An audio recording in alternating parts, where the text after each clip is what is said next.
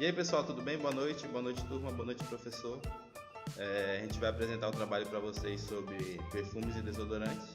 Essa é a nossa equipe, né, composta por De Angelis, Kathleen, Letícia e Thiago.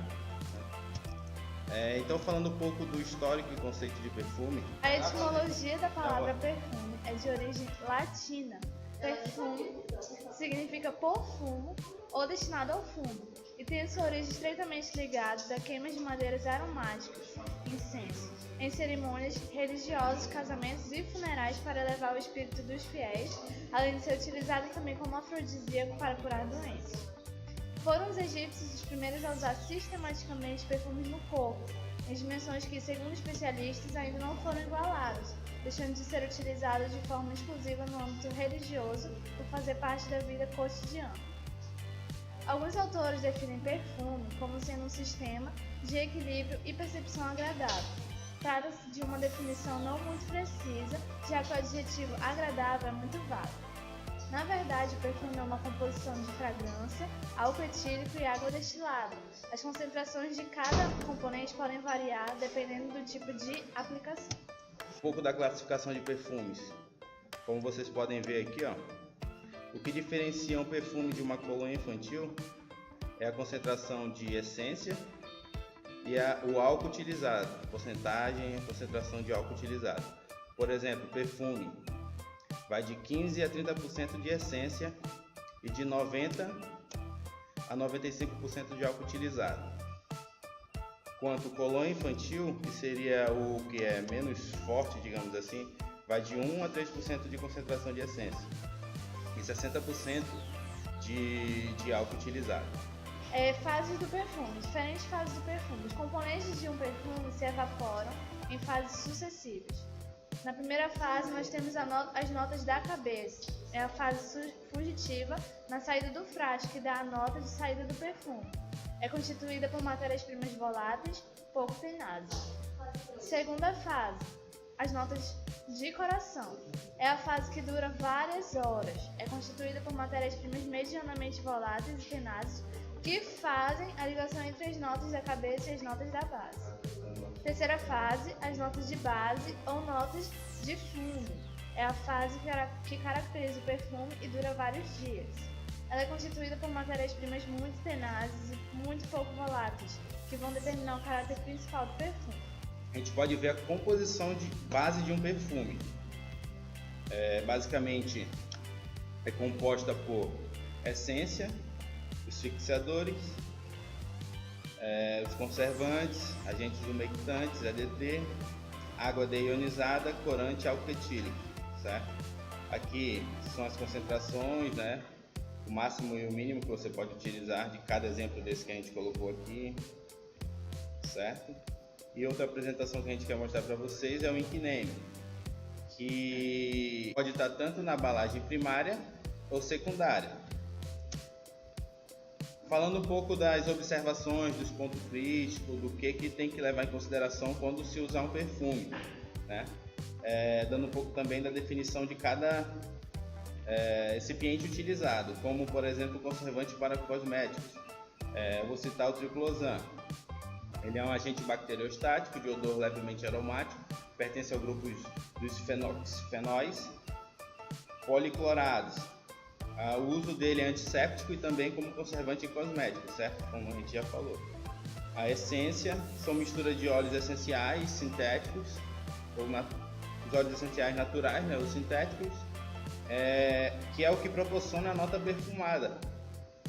Podem causar fotorreações tóxicas ou alérgicas, entendeu? Então a pessoa, na hora de utilizar um perfume, ela tem que saber um pouco da composição, né, que vai estar nas embalagens, para saber se ela tem alguma alergia, alguma composição do perfume. Então isso é importante. Também o álcool etílico, ele é usado para solubilizar a essência.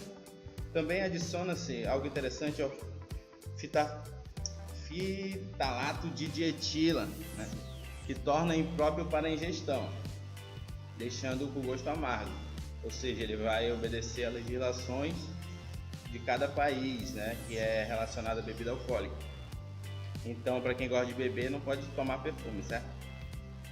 Água deionizada.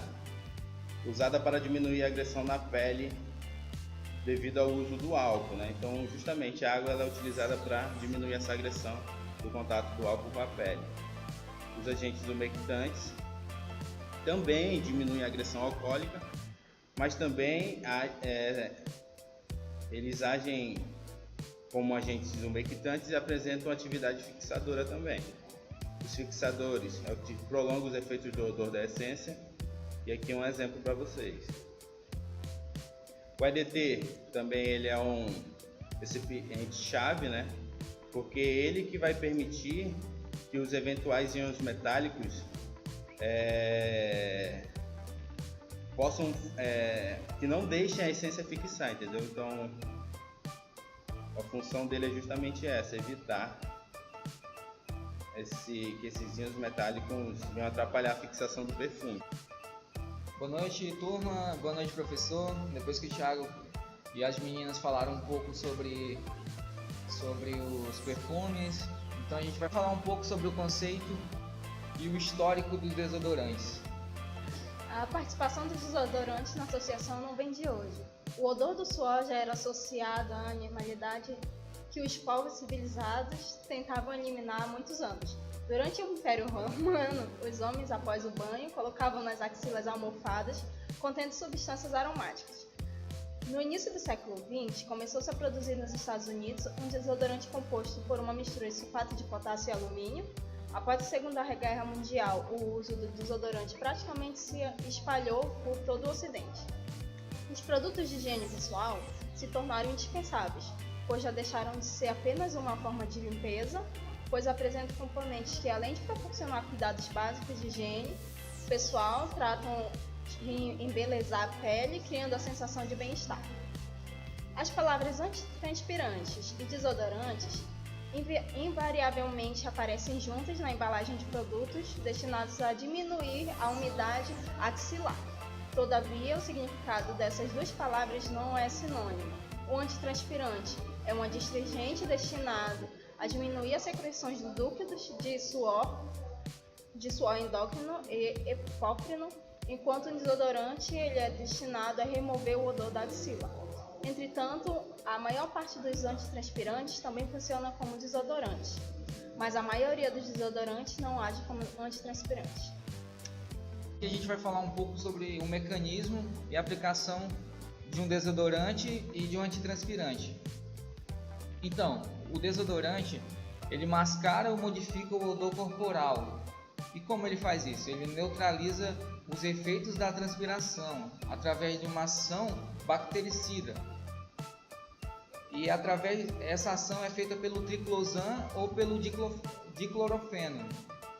Já os antitranspirantes, eles provocam a precipitação das proteínas, reduzindo a transpiração.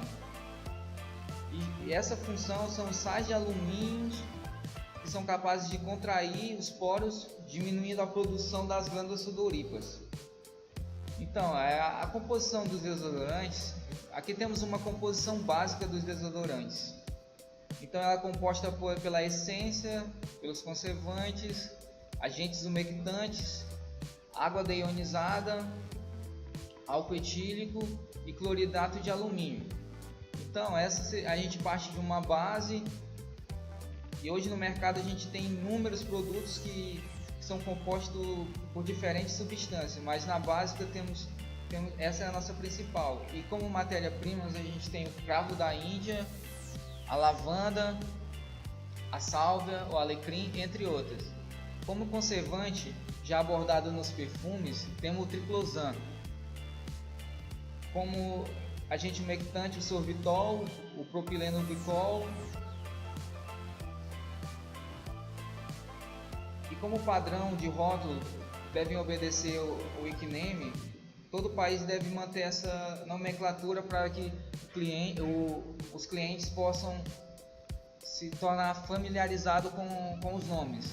Um exemplo aqui, o linalol, o parfum, que é perfume, triclosan, sorbitan, glicerin, propilene, glicol, água, alcohol, alumínio, cloridrato.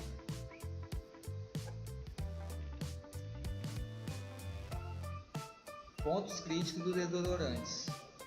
Então, na avaliação de segurança, os seguintes parâmetros devem ser analisados: categoria do produto, condições de uso, concentração de cada componente na formulação, quantidade de produtos, frequência de uso, local de contato direto com o produto, superfície total da pele ou de mucosa, onde o produto é aplicado, duração de contato, consumidor-alvo, possíveis desvio no emprego do produto, uso inadequado. O principal conservante é o triclosan, que é um agente bacteriostático de odor levemente aromático e pertence ao grupo dos fenoxifenóis. É usado como antisséptico e também como conservantes em cosméticos. Estudos dizem que é uma substância tóxica e com baixa atividade irritante e sensibilizante e fotossensibilizante.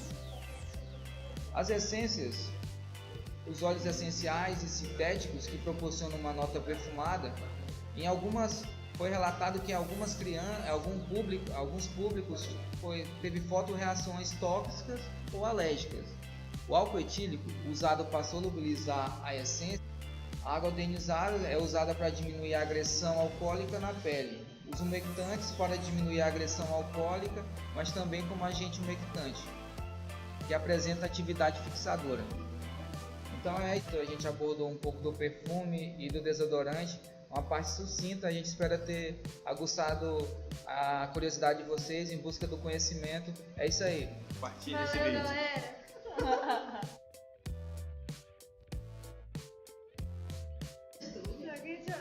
Olha aí, tu tá. Ai, é pra cá. Ai, eu tô trocada. Eu vou vir mais pra cá, vem. Cadê o slide? Então é isso aí, pessoal, obrigado. A gente espera ter passado um pouco do conhecimento sobre um sucinto do perfume. De novo. Não sei se fica melhor o cara segurando aqui. Não, coloca. Peraí. Porque fica a mesma distância. Não, porque dá pra botar pra dentro da camisa. Não, mas dá trabalho.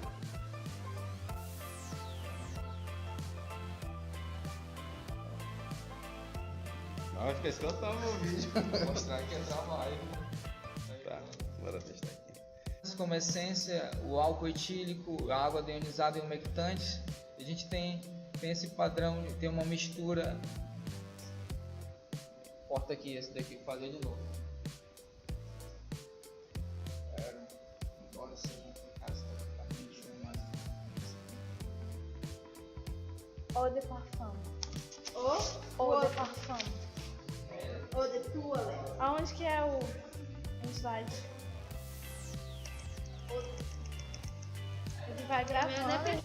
Tua família. Nem é ela na foto. Não esqueça de compartilhar. Não esqueça de. Deixe seu joinha.